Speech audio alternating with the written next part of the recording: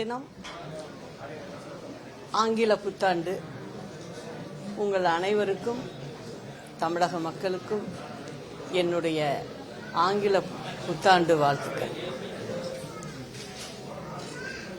இந்த புத்தாண்டில் மன்னராட்சி ஒழிந்து மக்களாட்சி மலரும் ஆண்டாக இது இருக்கும் என்பதையும் தெரிவித்துக் கொள்கிறேன். திமுகவை பொறுத்தவரைக்கும் மக்களுக்கு எதிராகவே ஆட்சி செய்து வருகிறார்கள். இன்னைக்கும் அதே நிலைதான். சட்டம் ஒழுங்கு அப்படின்னு பார்த்தீங்கன்னா சுத்தமாக சரியா இல்லைங்கிறது எல்லாருக்கும் வெட்ட வெளிச்சம். அது மட்டும் இல்லை, இப்போ 2-3 நாளைக்கு முன்ன திருத்தணி ரயில்வே ஸ்டேஷனில் ஒரு வடநாட்டு வாலிபர் அங்கே நிற்கும்போது ஒரு 4 சின்ன பையங்க, சிறுவர்கள் 4 பேர் கத்தியை வச்சு மிரட்டி அவரை காயப்படுத்தியிருக்காங்க. இது எப்போதும் நடந்ததில்லை. இப்போ திமுக ஆட்சி வந்ததிலிருந்து தொடர்ந்து இந்த நிகழ்வு நடக்குது. அது நடந்து முடிஞ்சு 2 நாள் ஆகலை. அதுக்குள்ள ஒரு பட்டு புடவை வியாபாரி அதே திருத்தணி காவல் இது ரயில்வே ஸ்டேஷன் பக்கத்தில் அவரையும் சிறுவர்கள் அடித்து குத்தி தொந்தரவு பண்ணியிருக்காங்க. அதுக்கப்புறம் போலீஸ் வருது. இது எல்லாமே ஒரு வார காலத்தில் நடந்தது தான் நான் சொல்லிக்கிட்டு இருக்கேன். திருப்பூரில் ஒரு கோவில் திருவிழா. அந்த கோயில் திருவிழாவில் கிட்டத்தட்ட 500-1000 பேர் வரிசையில் சுவாமி தரிசனத்துக்கு நின்றுகிட்டு இருக்காங்க. அங்கே ஏற்கனவே போலீஸ் பந்தோபஸ்து மக்களுக்காகவும் போட்டிருக்காங்க. அப்படி இருக்கிற இடத்துல ஒரு போதையில் ஒரு வாலிபர் என்ன பண்ணியிருக்காரு, ஹெட் கான்ஸ்டபிள் அவரை கத்தியை வச்சு மிரட்டி அடிக்க ஓடியிருக்காரு. மற்ற காவலர்கள்லாம் போய் அவரை காப்பாற்ற நினச்சிருக்காங்க. காக்கி சட்டை போட்டதுக்கே அர்த்தம் இல்லாமல் இருக்கு.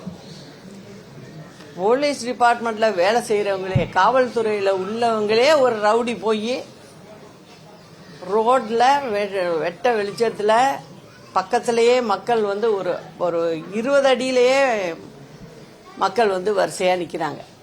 அந்த இடத்துல இது நடக்குது. இதுக்கு இந்த காவல்துறைக்கு பொறுப்பேற்று நடத்திக்கிட்டு இருக்கிறது யாரு? முதலமைச்சர். முதலமைச்சர் வாயே திறக்க மாட்டேங்கிறார், எதுவும் சொல்ல மாட்டேங்கிறார்.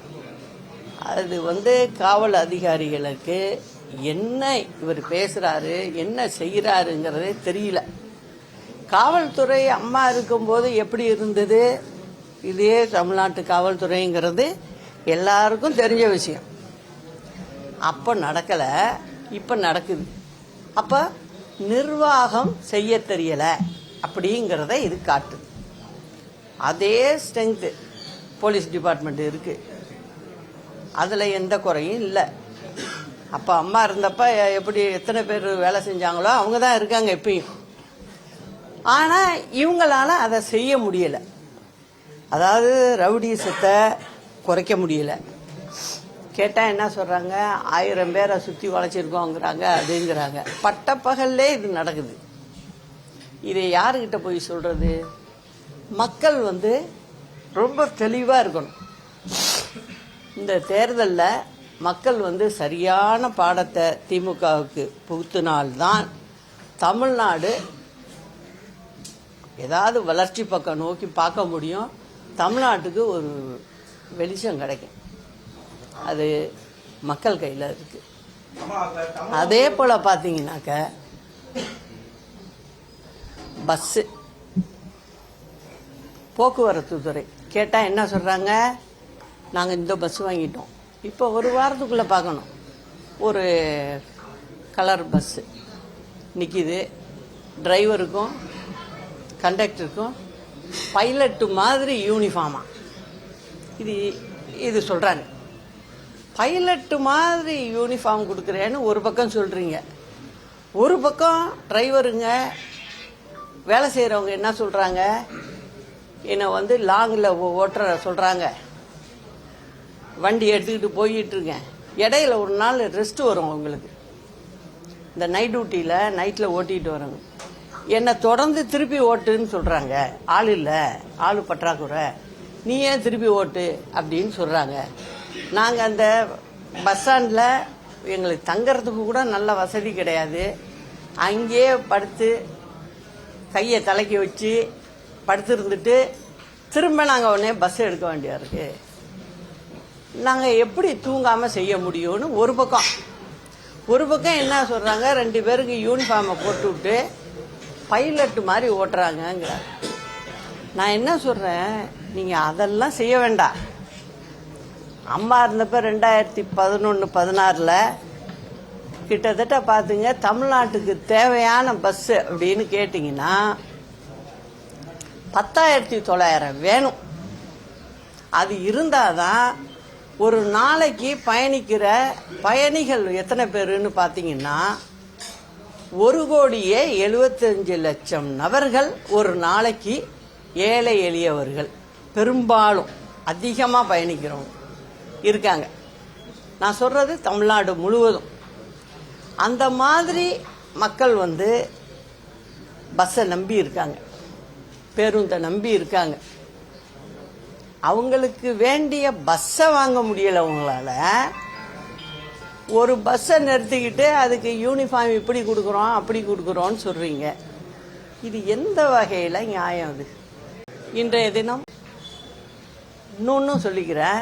இப்போ நீங்கள் பார்த்தீங்கன்னா எங்கே பார்த்தாலும் கவர்மெண்ட் பஸ்ஸு, அரசாங்க பஸ்ஸு வந்து டயர் வெடிக்குது, அதில் ஆக்சிடெண்ட் ஆகுது.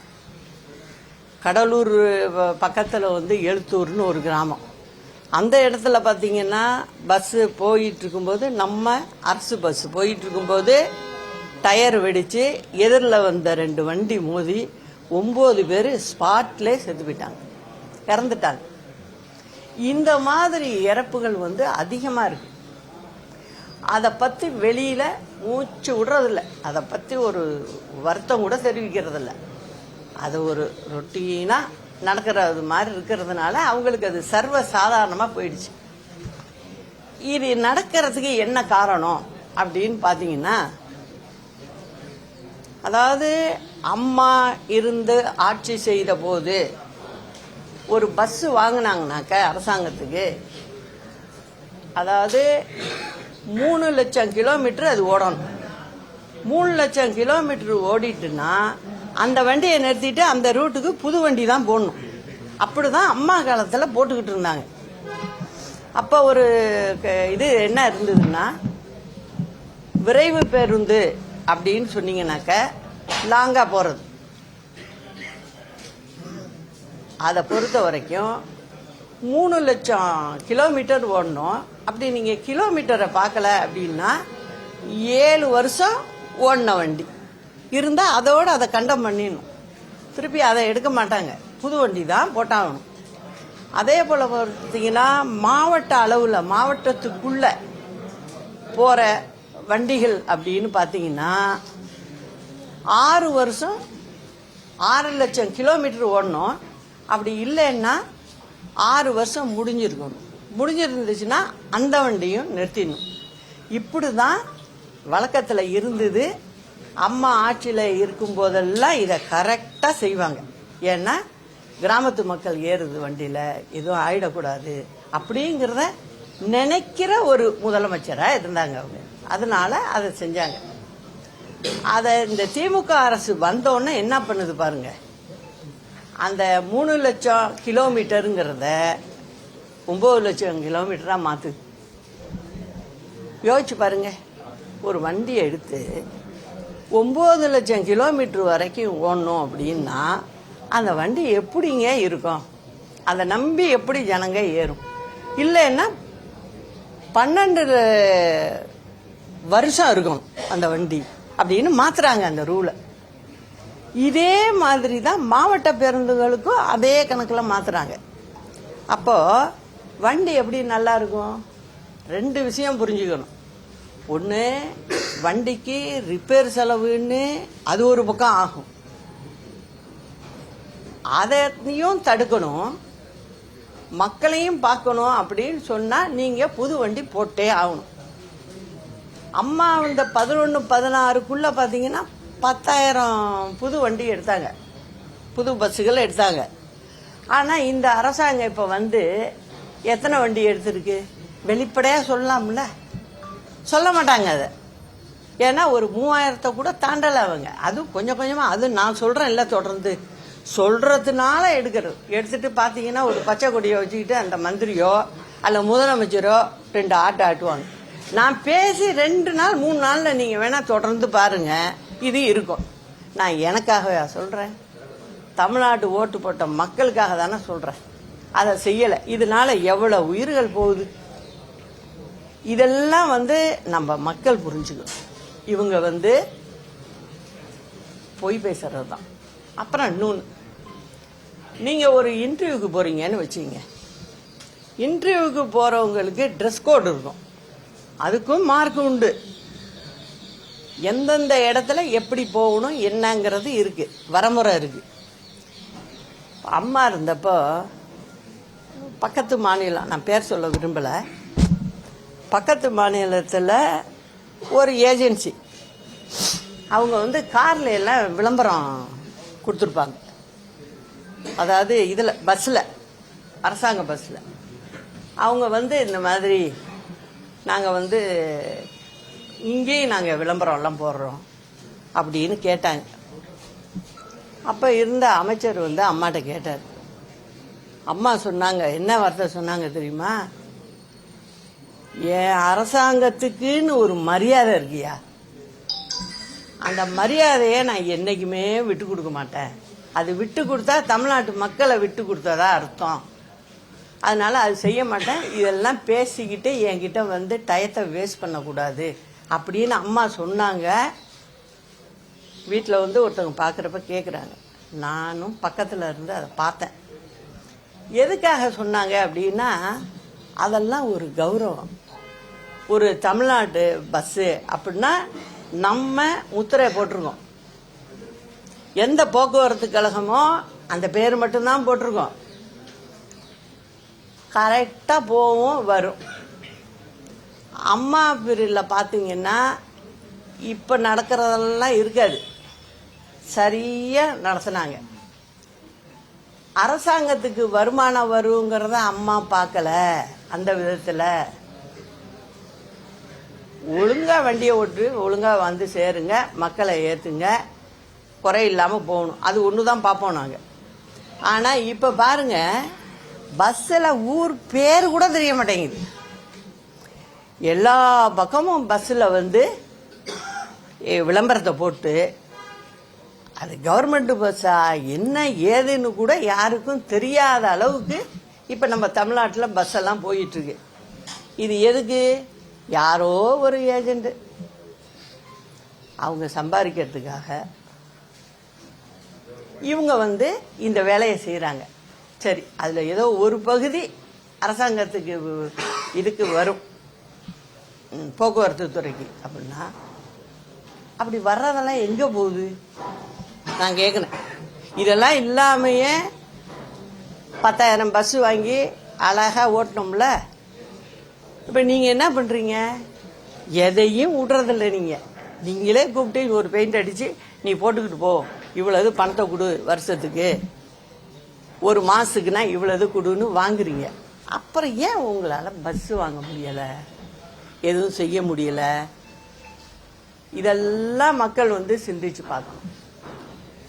அது எதுக்காக நான் இவ்வளோ தூரம் சொல்கிறேன் அப்படின்னா, அந்த அளவுக்கு நிர்வாகம் அவ்வளோ கேவலமாக போயிட்டுருக்கு.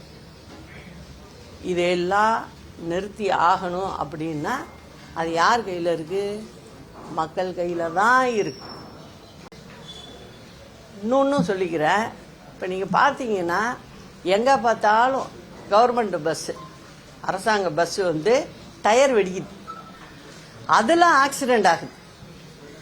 கடலூர் பக்கத்தில் வந்து எழுத்தூர்னு ஒரு கிராமம். அந்த இடத்துல பார்த்தீங்கன்னா பஸ்ஸு போயிட்டு இருக்கும்போது, நம்ம அரசு பஸ் போயிட்டு இருக்கும்போது டயர் வெடித்து எதிரில் வந்த 2 வண்டி மோதி 9 பேர் ஸ்பாட்லே செத்து போயிட்டாங்க, இறந்துட்டாங்க. இந்த மாதிரி இறப்புகள் வந்து அதிகமாக இருக்கு. அதை பற்றி வெளியில் மூச்சு விடுறதில்ல, அதை பற்றி ஒரு வருத்தம் கூட தெரிவிக்கிறதில்ல. அது ஒரு ரொட்டீனாக. அதே மாதிரி பாருங்க, இப்போ திடீர்னு இப்போ தேர்தல் வரப்போகுதுல்ல, உடனே ஒரே விளம்பரம் தான். விளம்பரத்தில் ஏமாறுவாங்களே யாராவது என்ன அப்படின்னு பார்க்கறதுக்கு என்ன சொல்கிறாங்க, இப்போ வந்து விவசாயிகள்லாம் நீங்கள் வந்து இலவச மின்சாரம் அதுக்கு வேணுங்கிற உடனே என்ன பண்ணுங்க, போய் அப்ளிகேஷனை கொடுத்து ஃபில்லப் பண்ணி உடனே நீங்கள் வந்து சேருங்கிறாங்க. நீங்கள் இதை சொல்லிக்கிட்டு தான் ஆட்சிக்கு வந்தீங்க. வந்து இந்த காலமும் முடிய போகுது, உங்கள் பீரியடும் முடிய போகுது. இப்போ நீங்கள் புதுசாக ஒரு திட்டம் மாதிரி இதை சொல்கிறீங்க. ஏற்கனவே பணம் கட்டியிருக்கவங்க எவ்வளோ பேர் தெரியுமா? 6 லட்சம் பேர். 6 லட்சம் பேருக்கு இந்த 4.5 வருஷம் 4.25 வருஷம் இப்போ முடிஞ்சு போச்சு. நீங்கள் வந்து யாருக்கும் வந்து விவசாய மின்சாரத்துக்கு, இலவச மின்சாரத்துக்கு நீங்கள் யாருக்குமே கனெக்ஷன் கொடுக்கல. ஆனால் இப்போ புதுசாக ஒன்று சொல்கிறீங்க. இந்த 6 லட்சம் பேர்கிட்ட டெபாசிட் வாங்கி இருக்கிறதே கிட்டத்தட்ட எவ்வளோ கோடிக்கு தெரியுமா போகுது? அந்த ஏழை விவசாயிகள்கிட்ட அவங்களுக்கு நீ இன்ன வரைக்கும் கொடுக்கல நீங்கள். ஆனால் இப்போ புதுசாக என்ன சொல்கிறீங்க, நாங்கள் வந்து இலவச மின்சாரம் கொடுக்குறோம், எல்லாரும் அப்ளை பண்ணுங்க, எல்லாரும் பதிவு பண்ணுங்க அப்படின்னு சொல்கிறீங்க. இது எந்த விதத்தில் நியாயம்? அது நீங்கள் 6 லட்சம் விவசாயிகள்கிட்ட பணத்தையும் வாங்கிக்கிட்டு டெபாசிட்டையும் வாங்கிக்கிட்டு இன்ன வரைக்கும் அவங்களுக்கு நீங்கள் கனெக்ஷன் கொடுக்காம இருக்கு. இதுதான் நான் இது வந்து ஒரு குறிப்புக்கு தான் ஒன்று சொல்கிறேன். இந்த மாதிரி இந்த திமுக என்னென்ன சொல்கிறாங்கங்கிறீங்க. அப்போ ஆட்சிக்கு வர்றதுக்கு முன்ன என்ன சொல்கிறாங்க, எதிர்கட்சி தலைவராக வேற இருக்காரு. அவர் இருக்கும்போது எனக்கு தெரியலை, பண நிர்வாகம் எப்படி இருக்குன்னு தெரில அப்படின்னும் இந்த திமுக சொல்ல முடியாது. அவங்களும் சட்டசபைக்குள்ளே எதிர்கட்சியாக உட்காந்துருக்காங்க. எப்படி அவங்களுக்கு தெரியாமல் இருக்கும்? என்ன சொல்கிறாங்க அவங்க, நாங்கள் வந்தோடனே எல்லாருக்கும் வேலை வாய்ப்பை உருவாக்கி கொடுத்துருவோம் அப்படிங்கிறாங்க.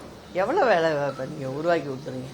நீங்கள் வந்ததுக்கப்புறம் கம்பெனிகளை 3 தான் பெருசு. இப்போ ஒன்று மட்டும் ஒழுங்காக செஞ்சுக்கிட்டு இருக்கு. உங்கள் கட்சி சம்பந்தப்பட்ட வேலைகளை இந்த அரசாங்கத்தில் இருந்துக்கிட்டு அழகாக செஞ்சுக்கிட்டு போகிறீங்க. இப்போ திருப்பூரில் போய் என்ன பண்ணுறீங்க, மகளிர் மாநாடு அப்படிங்கிறீங்க. அங்கே கிட்டத்தட்ட 30 லட்சம் பேருக்கு மேலே பெண்கள் வேலை இழந்து இருக்காங்க. அந்த ஊரில் போய் நீங்கள் வந்து மாநாடு கூட்டுறீங்க, அழைச்சிட்டு வந்து உட்கார வச்சு அனுப்புறீங்க. ஆனால் அவங்களுக்கு வேலை வாய்ப்பு போனதை பற்றி பேச காணோம். அவங்களுக்கு வேலை வாய்ப்பை திருப்பி உருவாக்கி கொடுக்க முடியல. இதுதான் இந்த திமுக காரங்களுடைய வேலையாக இருக்கு.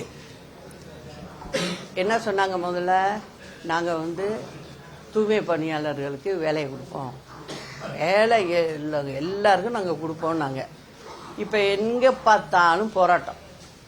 தூய்மை பணியாளர்கள் போராட்டம் ஒரு பக்கம் நடக்குது, செவிலியர்கள் போராட்டம் ஒரு பக்கம் நடக்குது, ஒரு பக்கம் அரசு ஊழியர்கள் போராட்டம் ஒரு பக்கம் நடக்குது, இடைநிலை ஆசிரியர்கள் வேலை சம்பந்த போராட்டம் நடக்குது. ஆக எங்கே பார்த்தாலும் போராட்டம் தான். திமுக அரசாங்கம் வந்ததுலேருந்து வெறும் போராட்டம் தான். அவங்க நெஞ்ச தொட்டு சொல்லணும், நான் வந்து ஒழுங்காக நாங்கள் எல்லாம் செஞ்சுக்கிட்டு இருக்கோம் அப்படின்னு சொல்லணும். அந்த மாதிரி சொல்லலை. அவங்க என்ன சொல்கிறாங்க, ஏமாத்து வேலை தான். எப்படி தேர்தல் அறிக்கை கொடுத்தாங்க அதே மாதிரி இப்போ ஒன்று செய்வோம். இப்போ என்ன பண்ணிக்கிட்டாங்க, மாடர்னாக செய்கிறாங்க. எதா இருந்தாலும் விளம்பரமாக கொடுத்துட்றாங்க, எல்லாரும் பதிவு பண்ணுங்க உடனே கிடைக்கும் அப்படின்னு சொல்கிறாங்க. இந்த நிலை மாறணும்னா அம்மாவோட ஆட்சி வந்தாதான் இதுக்கெல்லாம் ஒரு முடிவு கட்டி இதை திருப்பி சரி பண்றதுக்கே அவ்வளவு குழப்படியா இருக்கு. எந்த அளவுக்கு அதை ஒரு இதை வீணாக்கி வைக்கணுமோ அந்த அளவுக்கு வச்சிருந்தாங்க. அம்மா விட்டப்ப எப்படி இருந்தது, இப்ப எப்படி இருக்கு, நீங்க எவ்வளவு கடன் வாங்கியிருக்கீங்க, இதுக்கு ஒரு மாசத்துக்கு 6000 கோடி வட்டி கட்டுறோம்.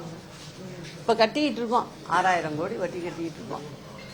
இன்னும் எவ்வளவு வாங்குவீங்க இந்த தேர்தல் அறிவிப்பு வர்றதுக்குள்ள, எப்படி தமிழ்நாடை விட்டுட்டு போக போறீங்க அப்படிங்கிற நிலைமையில தான் இப்ப தமிழ்நாட்டு மக்கள் இருக்கு. திருத்தணி சம்பவத்துல காவல்துறையினுடைய விளக்கத்தை நீங்க பாக்குறீங்க. ரொம்ப குறிப்பா ஹெல்த் மினிஸ்டர் மாசூத் என்ன சொல்றாரு அப்படின்னா, தமிழகத்துல ட்ரக் புழக்கமே இல்லை அப்படின்னு சொல்றாரு. அவர் சொல்லுவாருங்க, ஏன் சொல்ல மாட்டாரு? அவங்க அரசாங்கத்தை அவங்க சப்போர்ட் பண்ணி தானே பேசணும், அதனால பேசியிருக்கலாம். ஏன்னா இப்போ இங்க வேணா என்ன சொல்றாரு, கஞ்சா கிடையாது அப்படிங்கிறாரு. வேற விதமான போதைப் பொருள்கள் தமிழ்நாட்டில் இல்லைன்னு சொல்லுங்க பார்க்கலாம். இதுக்கு யார் காரணம்? யார் யார் இதுல சம்பந்தப்பட்டிருக்காங்க? நடவடிக்கை இல்லைங்கிறப்ப என்ன அர்த்தம்? அது எல்லாருக்கும் புரிஞ்ச அர்த்தம் தான். அது அந்த அளவுக்கு மோசமா இருக்கு. ஸ்கூல்ல பள்ளிக்கூடத்துல எல்லாம் 10ஆம் கிளாஸ் படிக்கிற பையன், 8ஆம் கிளாஸ் படிக்கிற பையன்லாம் இன்னைக்கு அவங்கிட்ட பொட்டலத்தை கொடுத்து, நீ பாக்கெட் மணி இந்தா, ஒரு நாளைக்கு 200 ரூபா வச்சுக்க, ஒரு நாளைக்கு 300 ரூபா வச்சுக்க, நீ இதை வித்து கொடுன்றான். இது வருது. இதை ஏன் இந்த அரசாங்கத்தினால நிறுத்த முடியல? நிறுத்தறதுக்கான முயற்சிகள் எதுவுமே கிடையாது. போலீஸே பயப்படுது. உண்மை என்னன்னா அதான், போலீஸ் ஒன்றும் பிடிக்க முடியாத போலீஸ் இல்லை. தமிழ்நாட்டு போலீஸை பொறுத்த வரைக்கும் அப்படி பிடிக்க முடியாதவங்கெல்லாம் கிடையாது. நான் அதை ஒத்துக்கவே மாட்டேன். ரொம்ப எஃபிஷியன்ட்டு, நல்லா செய்யக்கூடியவங்க தான். ஆனால் பெரிய பெரிய இந்த கவர்மெண்ட்டுக்கு நெருக்கமானவங்களே அதில் இருப்பாங்க அப்படின்னு சந்தேகப்படும். அப்படி இருக்கும்போது கிட்ட போக பயப்படுவாங்க தான். இதுதான் நடக்குது. இதனால என்ன, இந்த சின்ன வயசுல வளர்ற பிள்ளைங்களுடைய வாழ்க்கையே சிதைக்கிற மாதிரி போயிட்டு. இதுக்கெல்லாம் முடிவு கட்டியே ஆகணும். நிச்சயம் அது நடக்கும். அம்மாவோட ஆட்சி நிச்சயம் வரும். இது எல்லாம் களையப்படும். அப்ப பாருங்க இந்த போலீஸ் டிபார்ட்மெண்ட் எப்படி வேலை பார்க்குது.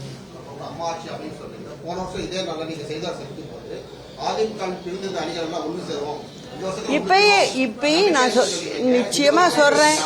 இல்ல, நீங்க ஏன் அப்படி நினைக்கிறீங்க? ஒரே நாள்ல நடக்கலாம்ல? இல்ல, ஒரே நாள்ல 1 வருஷம் ஆச்சுங்கிற. இப்ப தேர்தல் வந்துட்டுல, அந்த நேரத்துல எவ்வளவு பெரிய விஷயமா இருந்தாலும் எங்களுக்குள் அது சரியாகுங்கிற நம்பிக்கை எனக்கு இருக்கு. அது தமிழ்நாட்டு மக்களுக்காக எங்க தலைவர்கள் இருவரும் செஞ்சதை எங்க கையில தான் இருக்கு. போகுது, அதை நாங்க செஞ்சே சரி. முதலமைச்சர் ஜெயலலிதா ஆட்சியில இது மாதிரி குறைகள் இல்லைன்னு சொல்லியிருந்தீங்க. ஆனா கடந்த எடப்பாடி பழனிசாமியோட ஆட்சியில இதே பேருந்துல விளம்பரமா இருக்கட்டும், இலவச மின்சாரம், நான் யாரு கொடுத்தா, நான் ஒண்ணு ஏற்கனவே மதுரையில நான் சொல்லியிருக்கேன். நான் திரும்ப திரும்ப சொல்றது அம்மாவை பத்தி மட்டுமே சொல்றேன். அதை நீங்க புரிஞ்சுக்கணும். சொல்றேன்ல, அப்புறம் இன்னொன்னு சொல்றேன். எந்த ஆட்சியா இருந்தாலும் நான் இப்ப திமுக காரவங்க மாதிரி இருக்க மாட்டோம். நாங்க அம்மாவும் சரி, கூட இருந்த நானும் சரி. நல்லா புரிஞ்சுக்கணும் நீங்க. இப்போ திமுகல ஒரு மந்திரி பிடிச்சி பேசுறாருன்னா அவரை தூக்கி போட இப்ப உள்ள முதலமைச்சருக்கு பயம். ஏன் பயம்? எதுக்காக பயப்படணும்? தூக்கி போட வேண்டியதானே. நீ மக்களை பேசிக்கிட்டு நீ எப்படியா நீ மந்திரியா இருக்க முடியும்னு கேட்கணுமா இல்லையா?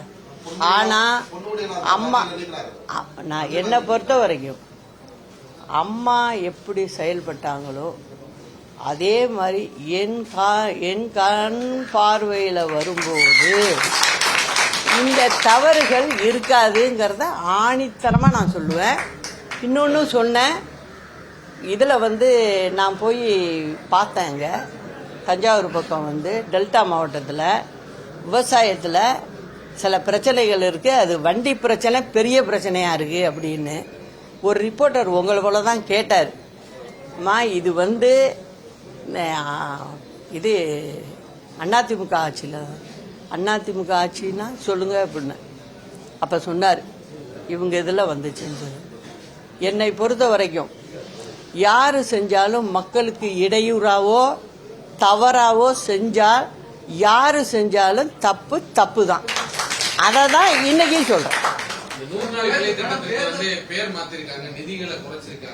அதாவதுங்க ஒன்னே ஒன்று சொல்கிறேன். இப்போ தமிழ்நாட்டு முதலமைச்சருக்கோ அவங்க அமைச்சரவையில் உள்ளவங்களுக்கோ இப்போ ஒருத்தர் சொல்கிறார், ஹெல்த் மினிஸ்டர் சொல்கிறார், சுகாதாரத்துறை மந்திரி இங்கே கிடையவே கிடையாதுங்கிறாரு. நான் ஒன்றே ஒன்று சொல்கிறேன் அவர்கிட்ட, இப்போ 10 பேரை அன்னைக்கு பிடிச்சாங்கல்ல, பிடிச்சவங்கள இமீடியட்டாக பிளட் டெஸ்ட் பண்ணுங்க. நீ இங்கே தானே சுகாதாரத்துறை அமைச்சர், என்ன ரிப்போர்ட் வருதுன்னு பாருங்க. கவர்மெண்ட்டில் மட்டும் பண்ணாதீங்க, ப்ரைவேட் ஹாஸ்பிட்டலையும் கொடுத்து பண்ணுங்க. அதில் அந்த பையன் என்ன சாப்பிட்ருக்கான் என்னங்கிறது தெளிவாக தெரியும். இன்னைக்கு உள்ள விஞ்ஞான உலகத்தில் கண்டுபிடிக்க முடியாது எதுவுமே இல்லை, கண்டுபிடிக்க முடியும். இது ஒரு சுகாதாரத்துறை அமைச்சராக இருந்துக்கிட்டு இந்த மாதிரி சொல்லலாமா? எவ்வளோ பெரிய தவறு இது. எத்தனை வீட்டு பிள்ளைங்கள் இன்னைக்கு ரோட்டில் நிற்கிது, கத்தியை தூக்கிட்டு நிற்கிது. இதுக்கெல்லாம் மூல காரணம் யாரு? உங்க அரசாங்கம் தான்.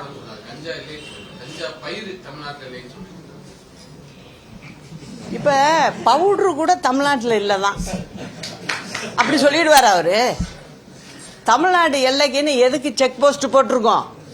என்ன பண்ணிட்டு இருக்கீங்க நீங்க? நான் கேட்கிறேன் இல்ல கேள்வி, அதுக்கு பதில் சொல்லுங்க. அதாவது 100 நாள் வேலைக்கு சொல்றேன். இவங்க என்ன சொல்லுவாங்க, ஒன்னொன்னுத்துக்கும் ஏதாவது ஒன்று தப்பு கண்டுபிடிக்க முடியுமான்னு பார்ப்பாங்க. உடனே என்ன ஆகும்னா, ஓ பேர் மாத்திருக்காங்கப்பா, அப்போ அதை பிடிச்சிக்குவோம். இங்கே மட்டும் இல்லை, டெல்லியில் பார்லிமெண்ட்டில் கூட இப்போ எம்பிக்கள் சம்பளம் வாங்குறாங்க. அதில் ஒரு நாள் சம்பளத்தை கணக்கு பாருங்க. ஒரு எம்பிக்கு நம்ம ஊர்லேருந்து போயிருக்கவங்களுக்கு ஏதாவது தமிழ்நாட்டு மக்களுக்காக பேசுகிறாங்களா? கொஞ்சம் யோசிச்சு பாருங்க. அரசியல் மட்டும்தான் பேசுவாங்க.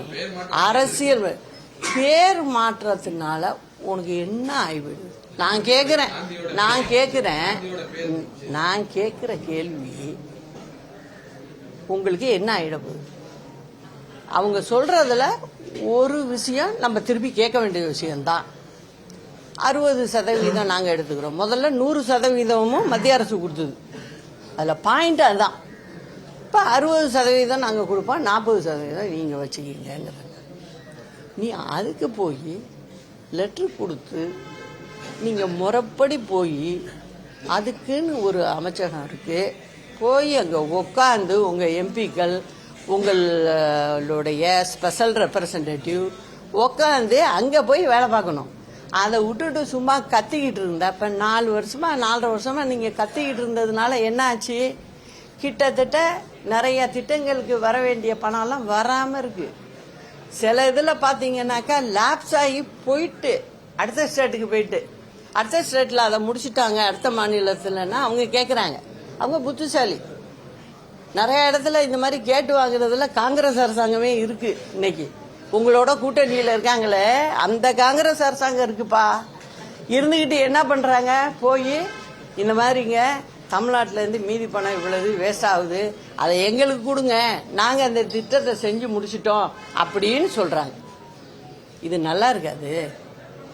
காங்கிரஸ் தானே மெயின் எதிரி அவங்களுக்கு. அந்த மந்திரிகள் போய் அதை கேட்டு வாங்க முடியுது, ஏன் உங்களால் வாங்க முடியலை? என்ன காரணம்னா நீங்கள் ஒன்றே ஒன்று தான் அரசியல். ரெண்டாவது ஒன்று சொல்லுவாங்க, திராவிட மாடல் அப்படிம்பாங்க. திராவிட மாடல்னா இதானா? இப்படி செய்யறதா திராவிட மாடலா? இதை தான் உங்களுக்கு அண்ணாலாம் சொல்லி கொடுத்துட்டு போனார இல்லையே. நீங்க வீண் விதம் பேசிக்கிட்டு இதுக்கா நம்ம ஆட்சிக்கு வரோம்?